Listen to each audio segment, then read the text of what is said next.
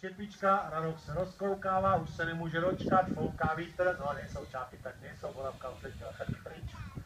Tak můžeš startovat, no šup, tak teď sledujte, jak letá ranok. Tak ze začátku letá pomalu, já ho vždycky nechám, hop, tam nevíte, tam fouká vítr.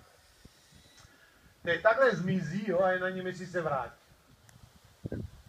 Tady máme.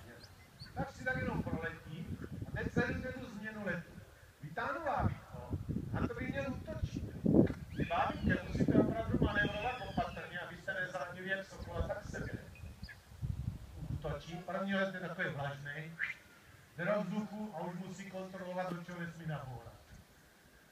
Kamarád jednou točil s tím vábítkem, vypadlo mu to z ruky a trefil se manželku do hlavy.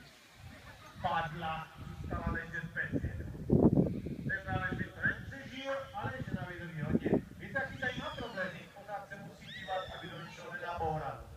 Jakmile se právě přestane bacha, přecilte, hop, sorry, pěkně se to proletěl, tak ho musíme ještě do tribuny. A to neutočí, to se jenom tak řídí, aby se náhodou netrefil do někoho. Hop, Johnny, hop. Takže vítr fouká fakt blbě, musíme ho zastavit, aby se nenaboural. Zase bacha, toč sokolček, je to tady malý, jo, na ty sokoloví dravce ta louka je opravdu malá. Koplo to, píže to ochromil a dobíhá to.